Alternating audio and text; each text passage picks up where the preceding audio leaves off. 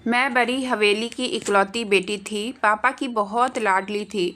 मेरे पापा गांव के मुखिया थे, लेकिन कोई भी नौकरानी 2 दिन से ज़्यादा मेरे घर पर काम नहीं करती थी और काम छोड़ते वक्त पापा को बद्दुआएं देती कि तेरी बेटी के साथ भी ऐसा ही जुल्म होगा। इस बार जो नौकरानी आई थी वह मेरी उम्र की थी और बहुत डरी हुई थी। मैंने उसे अपने रूम में रख लिया। जब अचानक पापा ने उससे चाय मंगवाई तो वह डर से कांपने लगी। मैं जल्दी से उसकी चादर ओढ़ी और मुंह छुपाकर पापा को चाय देने गई तो मेरी जान निकल गई, क्योंकि सुबह 5 बजे दादी ने जब मुझे यह कहकर उठाया कि उठो स्वाति, मेरे लिए चाय बना दो, तो मेरा दिल नहीं कर रहा था कि मैं ठंडी में बिस्तर से उठकर दादी के लिए चाय बनाऊं। इतनी बड़ी हवेली की इकलौती बेटी होने के बावजूद भी मेरे सारे घर के काम मुझे ही करने पड़ते थे। मैं अपने पापा की बहुत लाडली बेटी थी, क्योंकि मेरे पापा ने मुझे बहुत ही मन्नत और मुरादों से भगवान से मांगा था। मेरे पापा ने मुझे अपनी ज़िंदगी में किसी चीज़ की कभी कमी महसूस नहीं होने दी। उनके पास दौलत की कोई कमी नहीं थी। अगर वह चाहते तो दुनिया की हर चीज़ खरीदकर मेरे कदमों में लाकर रख देते, क्योंकि उनके लिए मेरी खुशियाँ इतनी ज़्यादा मायने रखती थी। पर फिर भी यह सब होने के बावजूद भी हमारे घर में कोई नौकरानी नहीं थी जो मेरा ख्याल रख सके और मेरे हिस्से के काम कर सके। मैं हमेशा पापा से इस बात पर शिकायत करती थी कि हमारे घर में कोई नौकरानी ला दे जो मेरे काम करने में मदद कर सके। मेरे कहने पर पापा मेरे लिए नौकरानी ला तो देते थे, पर कोई भी नौकरानी हमारे घर में नहीं रहती और भागकर चली जाती। मुझे समझ में नहीं आता था कि हमारे घर में रहने वाली नौकरानी को पापा से आखिर इतना डर क्यों लगता था।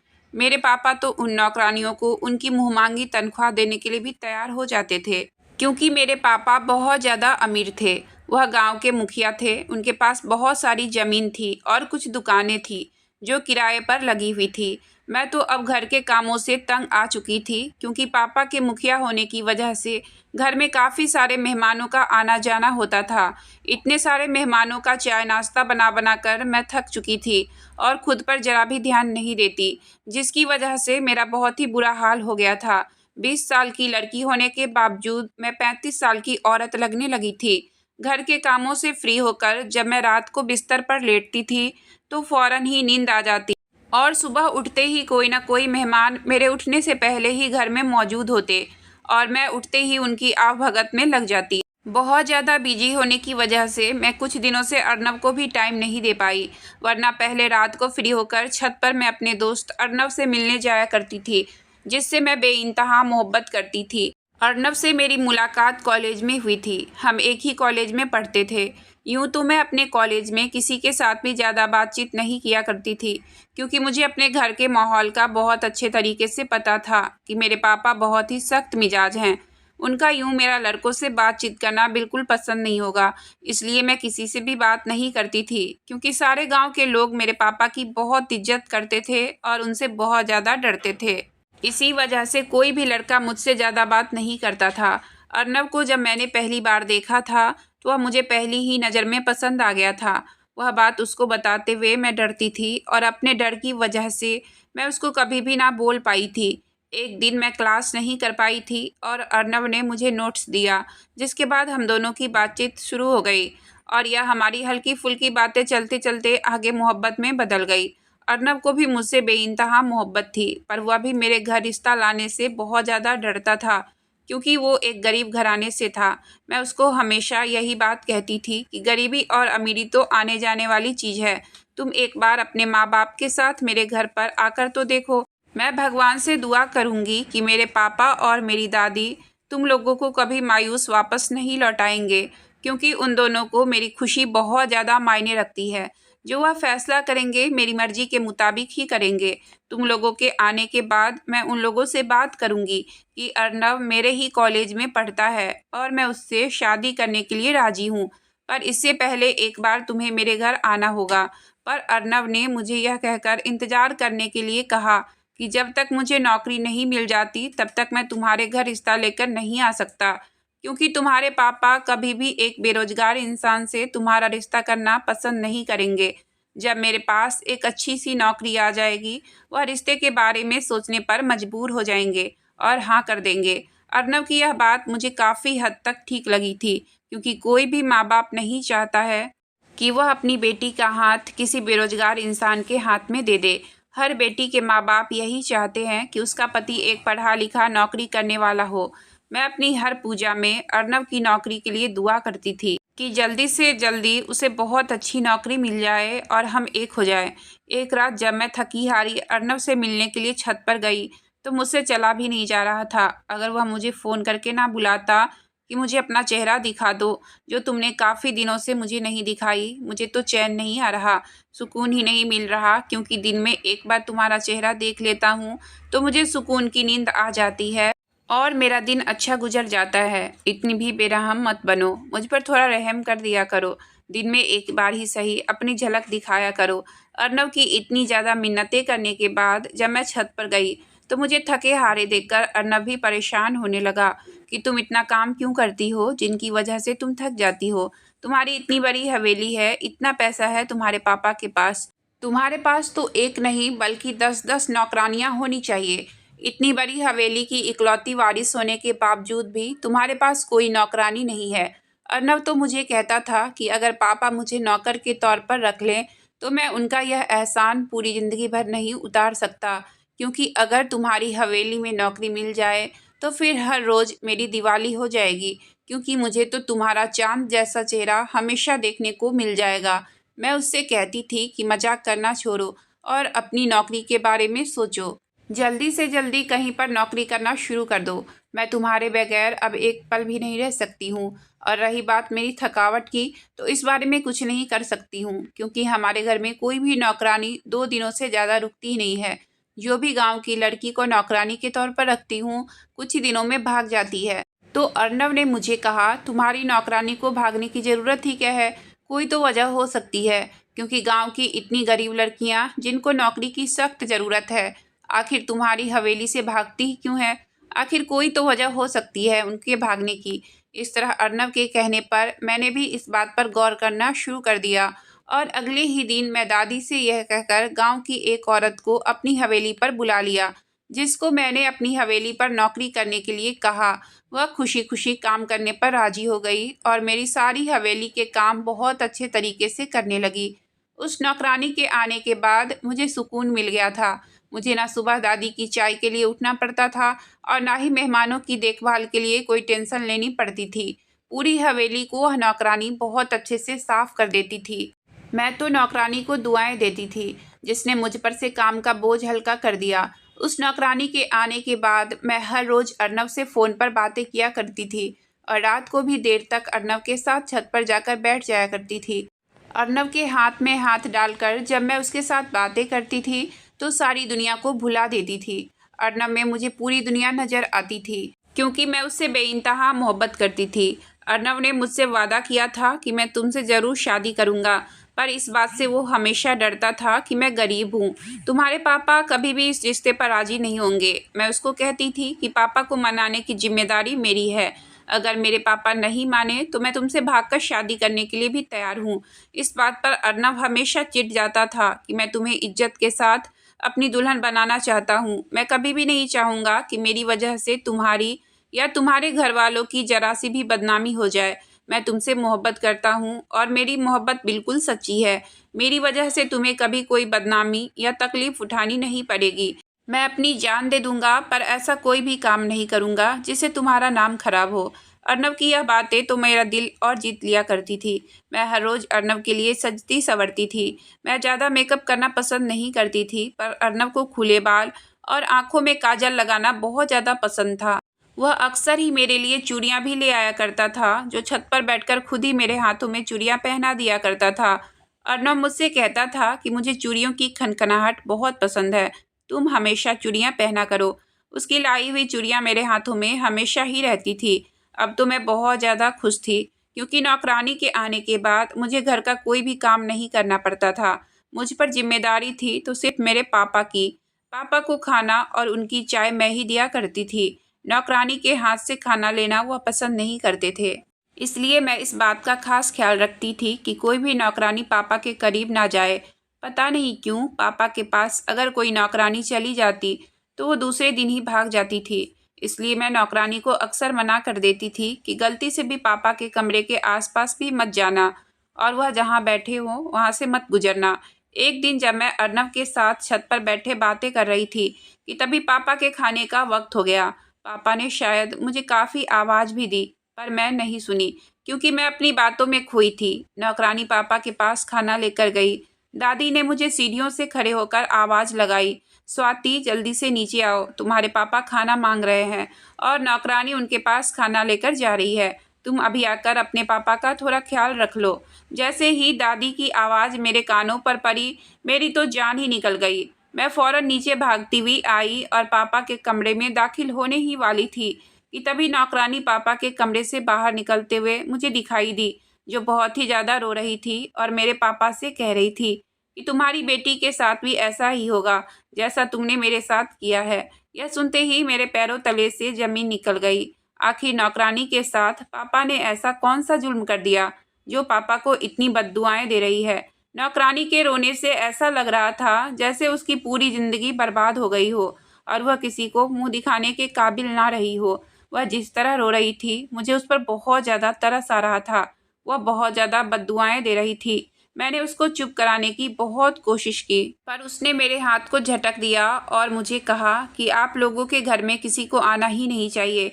इतने जालिम बाप की बेटी हो, जरूर तुम्हारे साथ भी वही होगा जो तुम्हारे बाप ने मेरे साथ किया है। भगवान तुम लोगों को कभी माफ़ नहीं करेंगे। उसकी बद्दुआएं से मुझे बहुत ज़्यादा डर लग रहा था। मैं जैसे ही पापा के कमरे में गई तो पापा भी बहुत गुस्से में खड़े थे। मैंने जब उनसे पूछा तो वह थोड़े शर्मिंदे होने लगे। मेरे दिल में अब लाखों सवाल पैदा हो रहे थे कि आखिर पापा ने नौकरानी के साथ ऐसा क्या कर दिया है जिसकी वजह से वह इतना रो रही थी और मुझे इतनी बद्दुआएं दे रही थी। मैंने सारी नौकरानी को पापा के कमरे से ही चीखते और गुस्सा होते हुए निकलते देखा था, जिसकी वजह से सारी नौकरानी हमारा घर छोड़कर चली गई थी। और आज नौकरानी को जब मैंने अपनी आंखों से रोते और बद्दुआएं देते हुए देखा तो पापा के प्रति मेरे दिल में शक पैदा होने लगा। पर बात क्या हो सकती है, मैं पापा से इस बारे में कोई भी सवाल ना कर पाई, पर दिल ही दिल में मैं बहुत ज़्यादा परेशान होने लगी। दादी पर भी एक मायूसी सी छा गई थी। वह भी पापा से कोई सवाल नहीं कर रही थी, तो आखिर मैं उनकी बेटी होकर उनसे कैसे कोई सवाल कर सकती थी। दादी अपने कमरे में जाकर बैठ गई और उनकी आंखों से भी आंसू बह रहे थे। उनको रोता हुआ देखकर मैं और ज़्यादा परेशान हो गई। अब तो मुझे और भी ज़्यादा डर लगने लगा था कि पापा से इतनी बड़ी गलती कैसे हो सकती है। मुझे तो यकीन ही नहीं आ रहा था कि पापा एक ऐसी घिनौनी हरकत कर सकते हैं। मुझे अपने पापा को पापा कहने में भी शर्म आ रही थी। मैंने तो सोचा भी नहीं था कि पापा ऐसे भी हो सकते हैं।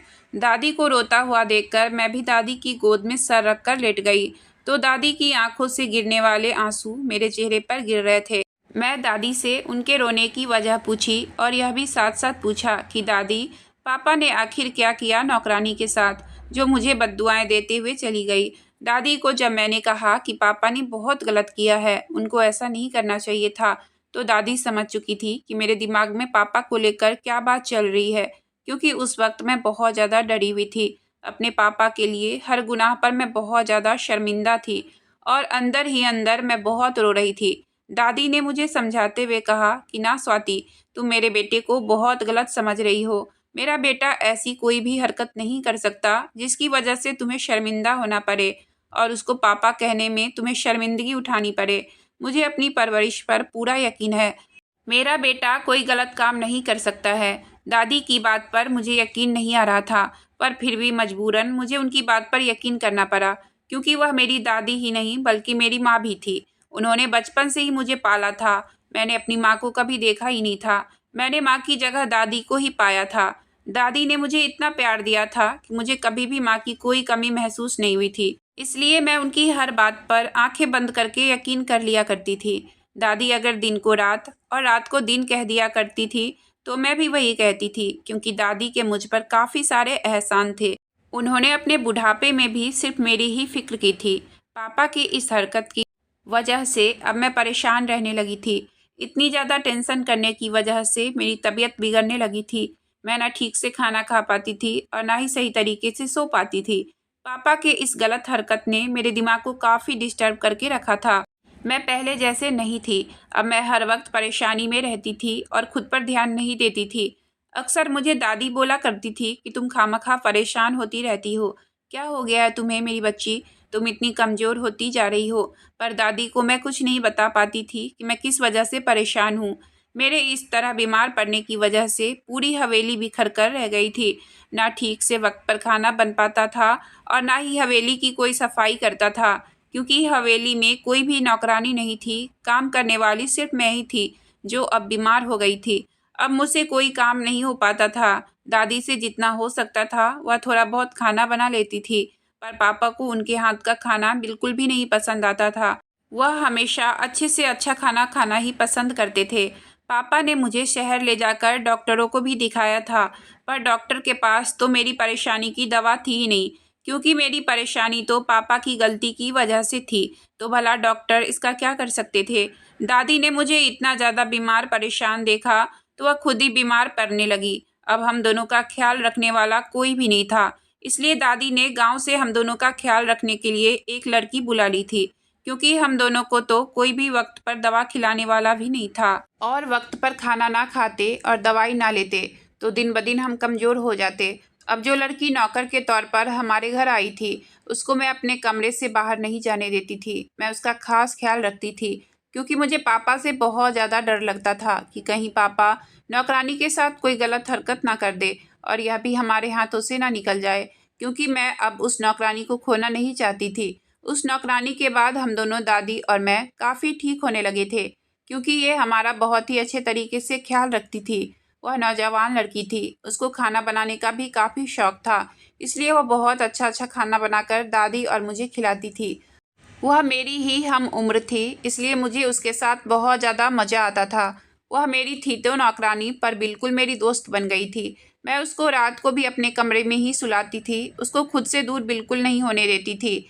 इस हरकत की वजह से मैं पहले बहुत परेशान थी और अर्नव से बिल्कुल भी बात नहीं कर पाई थी। मोबाइल पर अर्नव के काफ़ी सारे मैसेज आए हुए थे।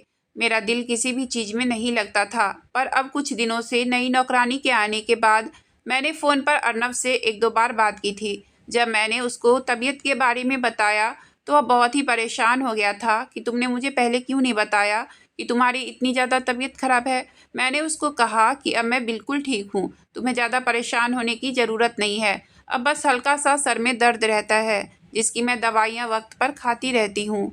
अर्नव ने मुझे कहा कि तुम चाय की बहुत ज़्यादा शौकीन हो, तुम पहले भी बार बार चाय पिया करती थी। अब तुम अपने खाने पीने का ठीक से ख्याल नहीं रख पाती तो यकीनन चाय भी नहीं पीती होगी। तुम दिन में 2 बार ज़रूर चाय पी लिया करो, क्योंकि तुम्हें शुरू से ही चाय पीने की बहुत ज़्यादा आदत है। तुम चाय नहीं पीती हो, इसलिए अब तुम्हारे सर में दर्द रहने लगा है। मैंने उसी वक्त अपनी नौकरानी को चाय बनाने के लिए भेजा था और मैंने अर्नव से भी फ़ोन पर यही कहा कि मैंने नौकरानी को कह दिया है चाय बनाने के लिए। फिर थोड़ी देर बाद नौकरानी चाय लेकर मेरे कमरे में आई और मैंने अर्नव को भी बता दिया कि यह लो आ गई मेरी चाय। नौकरानी ने मुझसे कहा कि बड़ी मालकिन साहब के लिए चाय बना रही थी, तो मैंने उनको चाय बनाने से रोका और कहा कि छोटी मालकिन के लिए चाय बनानी है तो मैं साहब के लिए भी चाय बना देती हूँ। आप तकलीफ़ ना करें और आराम से जाकर अपने कमरे में बैठें। आप अपनी चाय ले लो, मैं साहब को चाय देकर आती हूँ। मैंने अर्नव की कॉल काटी और नौकरानी को रोक दिया कि तुम्हें पापा के कमरे में जाने की कोई ज़रूरत नहीं है। तुम पापा की चाय मुझे दे दो, मैं पापा को चाय देकर आती हूँ। पर तुम अपनी चादर मुझे दे दो, मैं तुम्हारी चादर ओढ़कर ही पापा के कमरे में जाऊँगी। मैंने दिल ही दिल में यही सोचा था कि आज यह बात मैं मालूम करके ही रहूँगी कि आखिर पापा को नौकरानियों से क्या तकलीफ़ है। अगर नौकरानी की चादर ओढ़कर जाऊँगी तो पापा को भी पता नहीं चलेगा कि नौकरानी की जगह मैं आई हूँ। चाय लेकर मैं सीधा पापा के कमरे में चली गई। जैसे ही मैंने पापा के सामने चाय पेश की तो चाय की प्याली हिलने की वजह से बिस्तर पर थोड़ी सी चाय गिर गई और सिर्फ इस बात की वजह से पापा इतने ज़्यादा गुस्से में आ गए कि उन्होंने चाय का कप उठाकर सीधे चाय मेरे हाथों पर फेंक दी। मुझे धक्का देकर कहने लगे कि निकल जाओ मेरे कमरे से, तुम्हारी हिम्मत कैसे हुई मेरे कमरे में आने की। मेरे सारे हाथ जल गए और मैं चिल्ला उठी। जैसे ही पापा ने देखा कि नौकरानी की चादर ओढ़कर मैं आई हूँ, क्योंकि उनको मेरे चिल्लाने की आवाज़ सुनाई दी थी और उन्होंने मुझे देख लिया। मैंने उनसे कहा कि आपने मुझे जला दिया है। पापा ने मुझे कहा कि मैंने नहीं सोचा था कि नौकरानी की चादर में तुम हो सकती हो। मैं तुम्हें नौकरानी ही समझा था, इसलिए मैंने चाय फेंक दी। मैंने पापा से कहा कि आपको नौकरानी पर चाय फेंकने की क्या ज़रूरत थी, आप हमेशा ही नौकरानियों को तकलीफ़ देते हैं। पापा ने मुझे कहा कि मुझे नौकरानियों से सख्त नफरत है। मेरे कमरे में नौकरानी को किसने भेजा था? मैंने पापा से इस नफरत की वजह पूछी कि आखिर आप नौकरानियों के साथ इस तरह क्यों करते हो। फिर पापा ने मुझे कहा कि नौकरानियों की वजह से ही मेरी पत्नी मुझसे छिन गई थी। पापा की यह बात मुझे समझ में नहीं आई कि आखिर वह कहना क्या चाहते हैं। हमारी आवाज़ सुनकर और मेरे चिल्लाने की आवाज़ पर दादी भी कमरे में आ गई थी। तो दादी मुझे कहने लगी कि बेटा, अपने पापा को परेशान मत करो, ये पहले ही बहुत परेशानी में आ गए हैं। तुम मेरे साथ चलो, मैं तुम्हें सब कुछ बताती हूँ। दादी मुझे अपने कमरे में ले गई और मेरे जले हुए हाथों पर मरहम लगाने लगी। मैंने दादी से सवाल किया कि दादी मुझे बताइए, मेरी माँ नौकरानियों की वजह से कैसे मरी? तो दादी ने कहा, जब तुम अपनी माँ के पेट में थी और तुम्हारी माँ को बच्चा पैदा होने की तकलीफ होनी शुरू हो गई, मैं और तुम्हारे पापा घर पर नहीं थे। हम दोनों शहर से बाहर गए हुए थे किसी काम की वजह से, और घर पर तुम्हारी माँ के साथ सिर्फ नौकरानियाँ ही थी। जब तुम्हारी माँ को तकलीफ बहुत ज़्यादा बढ़ गई तो नौकरानी दवाई लेने गई, लेकिन उसने अपनी लापरवाही की वजह से काफ़ी देर लगा दी। हवेली से निकलने का मौका पाते ही वह अपने घर किसी काम के लिए चली गई और वहाँ पर काफ़ी देर लगा दी। अपना काम पूरा करके वह दवाई लेकर जब हवेली पहुँची, तब तक तुम्हारी माँ ने हिम्मत करके तुम्हें जन्म दे दिया, पर वह खुद इस दुनिया से चली गई। यह बात बाकी सारी नौकरानियों के जरिए तुम्हारे पापा और मुझे मालूम हुआ। तब तुम्हारे पापा ने सारी नौकरानियों को घर से निकाल दिया और उसको घर में कोई भी नौकरानी होना पसंद नहीं है। वह नौकरानियों का अपना दुश्मन समझता है और उन पर जुर्म करता है। वह यही समझता है कि नौकरानी की वजह से ही उसकी बीवी उससे छिन गई, क्योंकि वह अपनी पत्नी से बेइंतहा मोहब्बत करता था। मैंने दादी को समझाते हुए कहा, लेकिन इसमें बाकी नौकरानियों की कोई गलती नहीं है। एक इंसान की लापरवाही की वजह से हम बाकी इंसानों को सज़ा नहीं दे सकते। पापा इस बात को आखिर क्यों नहीं समझते? यह सारी बात पापा दरवाजे पर खड़े होकर सुन रहे थे। तो पापा ने मुझे कहा कि अगर वह नौकरानी उस दिन लापरवाही ना करती और जल्दी से दवाई लेकर आती तो शायद आज तुम्हारी माँ जिंदा होती। तो मैं कैसे नौकरानियों को माफ़ करूं? मैंने पापा को समझाया कि आपको ऐसा नहीं करना चाहिए। आपकी किस्मत में शायद मम्मी का प्यार इतना ही लिखा था, इसलिए उनके जाने का वक्त था और वह इस दुनिया से चली गई। आप इस तरह अगर बाकी नौकरानियों पर जुल्म करते रहेंगे तो उनकी बद्दुआएं की वजह से शायद मैं भी आपसे दूर हो जाऊं, क्योंकि आपने सुना था ना, उस दिन आपके कमरे से निकलने वाली नौकरानी ने मुझे कितनी बद्दुआएं दी थी। किसी की भी बद्दुआ लग सकती है, और अगर मैं भी आपसे दूर हो जाऊं तो आप क्या करेंगे? पापा ने मुझे गले लगाते हुए कहा कि मैं तुम्हें कभी भी नहीं खोना चाहता हूँ। मेरे जीने की वजह तुम ही हो। तुम्हारी माँ के जाने का दुख मैं आज तक नहीं भुला पाया। मैं तुम्हें खोने का सोच भी नहीं सकता। मैंने पापा से वादा लिया था कि आज के बाद आप किसी भी नौकरानियों पर जुर्म नहीं करेंगे। तो पापा ने कहा कि पता नहीं मुझे किसी भी नौकरानी को देखकर क्या हो जाता है। जैसे ही मैं किसी नौकरानी को देखता हूँ तो मुझे वही नौकरानी याद आ जाती है जिसकी वजह से तुम्हारी माँ मुझसे दूर चली गई। मैंने पापा को कहा कि मैं आपका दुख समझ सकती हूँ और इस पर बाकियों का कोई कसूर नहीं है। आप इस बात को भूल जाएं और आज के बाद किसी भी नौकरानी पर कोई जुर्म ना करें। पापा ने मुझसे वादा किया कि ठीक है, आज के बाद मैं ऐसी कोई हरकत नहीं करूँगा जिसकी वजह से किसी का दिल दुखे या किसी के दिल से बद्दुआएं निकले। क्योंकि पापा के चाय फेंकने की वजह से मेरे जो हाथ जले थे, पापा तो वो अभी नहीं देख पा रहे थे। मेरा वह जख्म देखने के बाद पापा की आंखों से आंसू बह रहे थे। मैंने पापा को कहा, जिस तरह मेरी तकलीफ़ बर्दाश्त नहीं कर सकते, इस तरह उन नौकरानियों के अपने भी उनकी तकलीफ़ बर्दाश्त नहीं कर पाते होंगे। इस तरह तो उन नौकरानियों के साथ उनके बाकी घर वालों की बद्दुआएं भी हमें लग सकती है। पापा को अपनी गलती का एहसास हो रहा था और वो अपनी गलती पर काफ़ी पछता रहे थे। पापा ने मुझसे वादा कर लिया था कि आज के बाद मैं ऐसा कुछ भी नहीं करूँगा, क्योंकि मैं किसी की भी बद्दुआएं लेकर तुम्हें खोना नहीं चाहता। मेरी ज़िंदगी का एकमात्र सहारा तुम ही हो और मैं तुम्हें बहुत खुश देखना चाहता हूँ। 1 साल बाद अर्नव की भी नौकरी लग चुकी थी और उसके मम्मी पापा मेरे घर रिश्ता लेकर आए। पापा ने मेरी शादी अर्नव के साथ धूमधाम से कर दी। मैं अपने पति के रूप में अर्नव को पाकर बहुत खुश हूँ। अगर आपको कहानी अच्छी लगी हो तो प्लीज़ वीडियो को लाइक और चैनल को सब्सक्राइब करें। आपका बहुत बहुत धन्यवाद।